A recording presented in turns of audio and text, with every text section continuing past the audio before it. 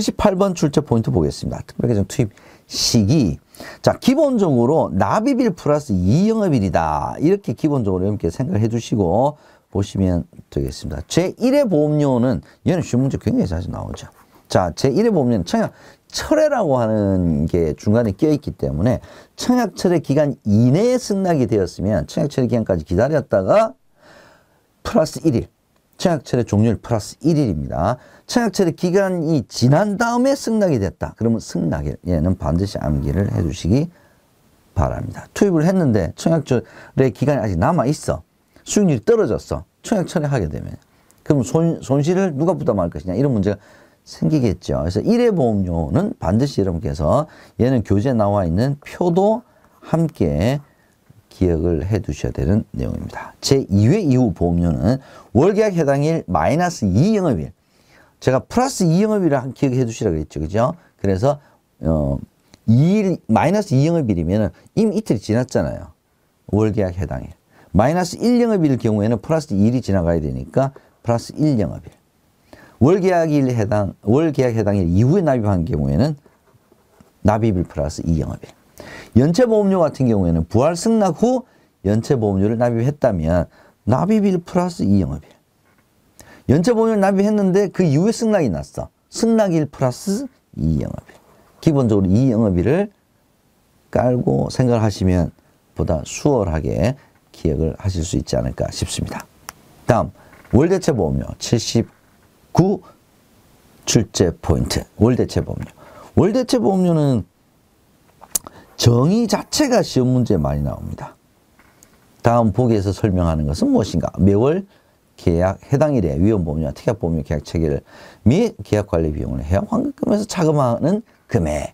뭐 이렇게 해서 월대체 보험료 자체를 용어를 물어보는 문제 나올 수 있습니다. 자, 월대체 보험료 구성에는 특약보험료, 위험보험료, 계약 체결 및 관리 비용, 보증 비용이 포함이 됩니다. 그래서 오답으로 기타 비용을 많이 언급을 하는데 기타 비용은 특별계정 자체 투입이 안 되죠. 그죠? 납입 시에 공제하게 되기 때문에 월대체 보험료는 관련이 없습니다. 변액보험의 청약철회 일반 보험과 동일하다. 이렇게 보시면 되겠고요. 다음 80번 출제 포인트 사망보험금 보겠습니다. 사망보험금은 되게 뭐 좀 어려울 것 같긴 뭐 이런 개념 실제 시험은 굉장히 쉽게 나와요. 딱 두 가지 생각하시면 됩니다. 사망일 기준, 청구일 기준입니다. 자, 사망을 하게 되면 보험회사는 사망을 했는지 안 했는지 모르잖아요. 그죠? 그러면은 이 수익자가 사망보험금을 청구를 할 때 수익이 좀 올라가네? 주가가 좋네? 그 수익이 높을 때까지 기다렸다가 청구를 하게 되면 자, 이게 사망일 기준으로 지급을 해야 되느냐 아니면 이게 청구일 기준으로 해야 되느냐. 그래서 사망일과 청구일 사이의 기준가격 변동에 따른 리스크가 존재를 한다는 거죠.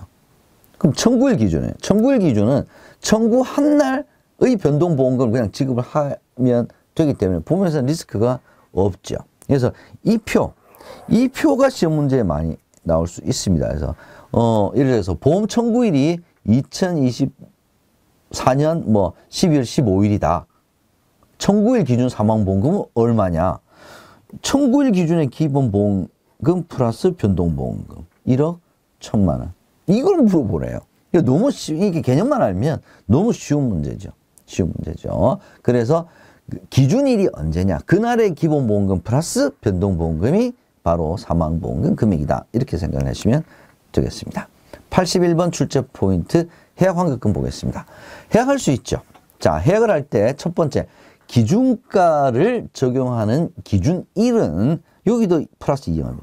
해지 신청일 플러스 2영업일의 기준가를 가지고 계산하는데 해약 환급금은 특별계정 적립금에다가 해지 공제금액 뭐 미상각 신계약비 이런 거 있었죠. 그죠? 그래서 특별계정 적립금에서 해지 공제금액을 차감한 금액으로 해약 환급금으로 지급을 합니다. 해약 환급금은 최저 보증 없죠. 그래서 납입한 보험료보다 적거나 아주 해약을 이른 시간에 하게 되면 짧으면 없을 수도 있습니다.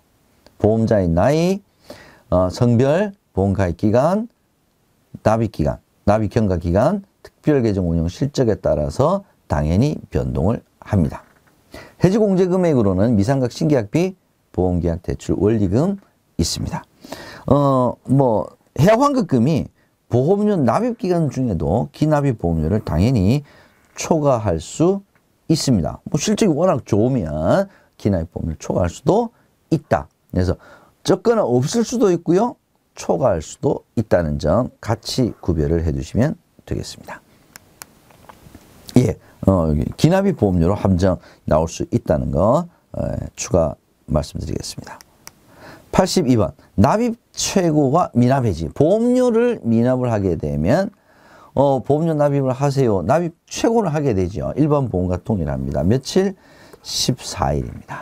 보험기간 1년 미만일 경우에는 7일이죠. 납입 최고 기간의 마지막 날이 영업일이 아닐 때는 이 길로 합니다.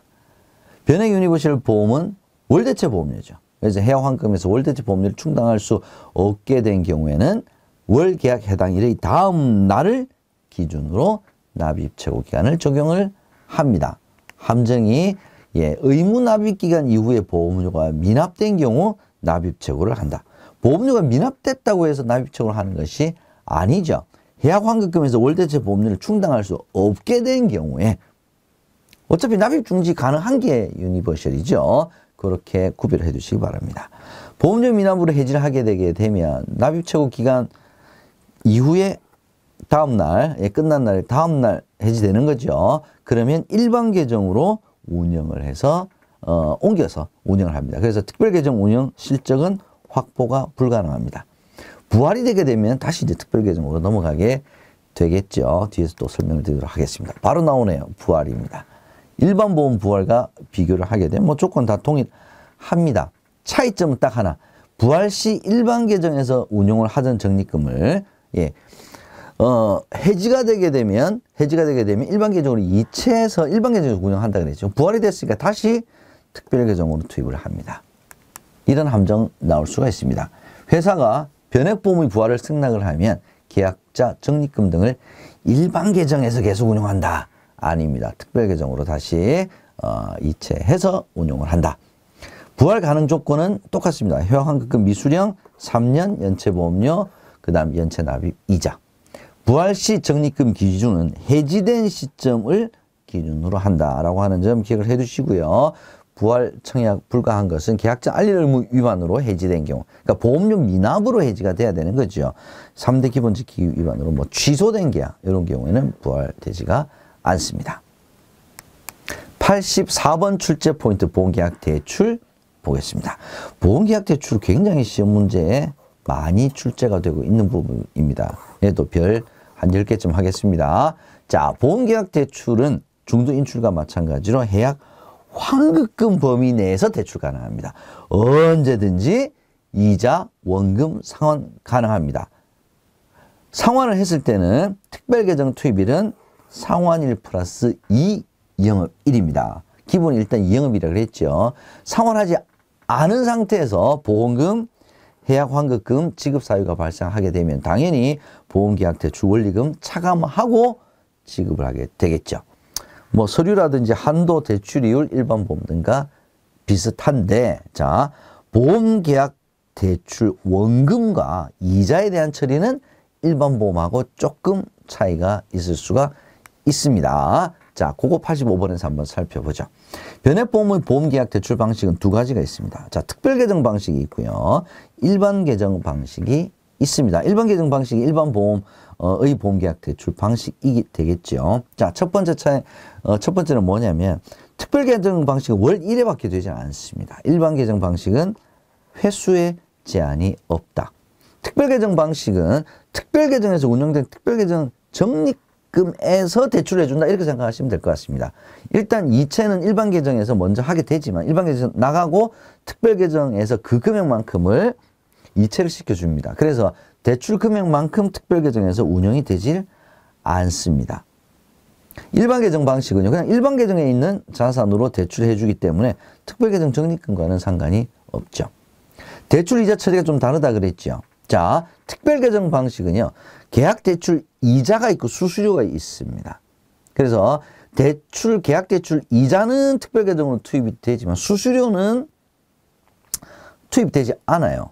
그죠? 그래서 실질적으로 보험계약 대출 수수료를 차감한 금액이 특별계정으로 투입이 된다라는 점, 얘가 일반계정의 경우에는 전액 다 일반계정의 이익으로 처리되는 것과는 이자 계산에서 좀 차이가 있다. 이걸 기억을 해 두셔야 될 것 같습니다. 보험계약 대출 수수료는 특별계정으로 투입이 되질 않는다. 이렇게 보셔야 될 것 같습니다.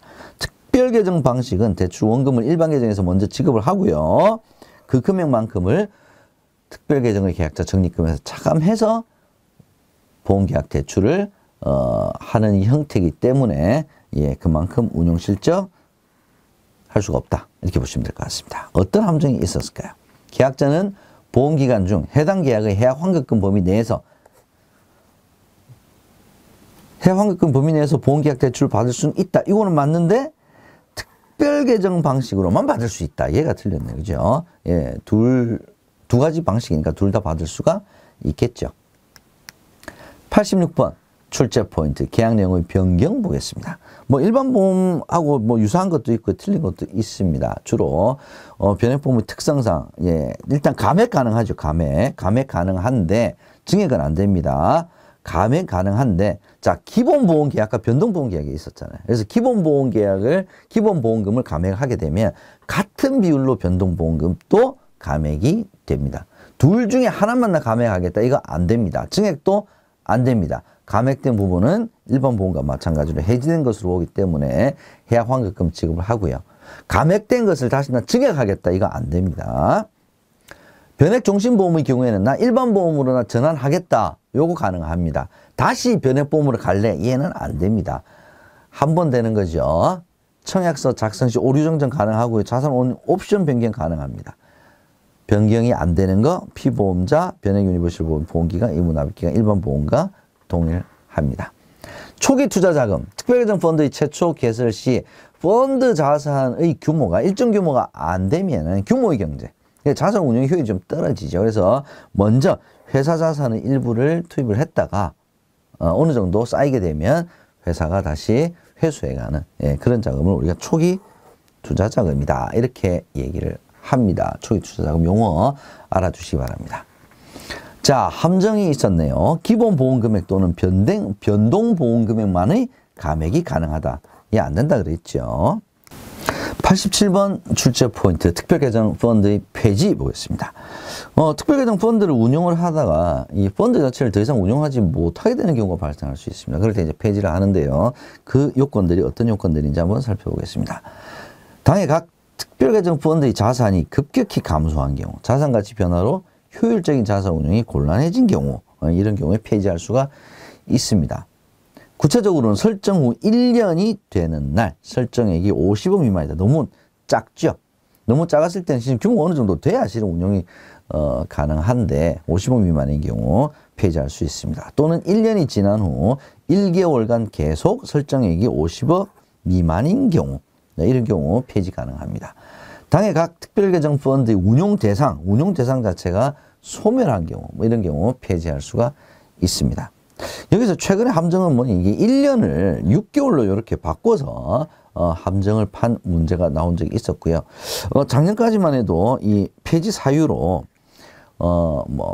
변액보험 상품 수익률에 손실이 발생한 경우, 판매가 중지된 경우, 기준가격 계산의 오류, 이런 이유를 들어서 특별계정 펀드의 폐지 사유로 맞냐 틀리냐라고 물어본 적도 있었습니다. 그래서 같이 기억을 좀 해두시면 될 것 같습니다. 자, 이렇게 이제 펀드를 폐지를 하게 되면은요, 서면으로 계약자에게 알려줘야 됩니다. 그래서 펀드를 변경을 하시면 좋겠습니다. 펀드 변경하세요. 근데 다 이제 펀드 변경을 해주시면 좋은데 펀드 변경 신청하지 않은 경우가 있죠. 이렇게 하지 않은 경우에는 보험회사가 유사한 펀드로 이동을 시켜야 그 펀드를 폐지할 수 있겠죠.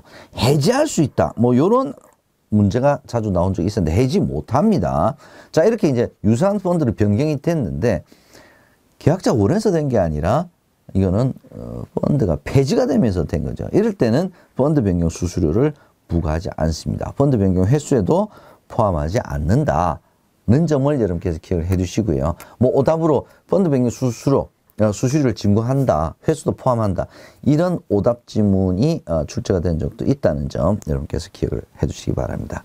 자, 여기까지 87번 출제 포인트까지 우리가 이제 3편 변액보험에 대해서 알아봤습니다.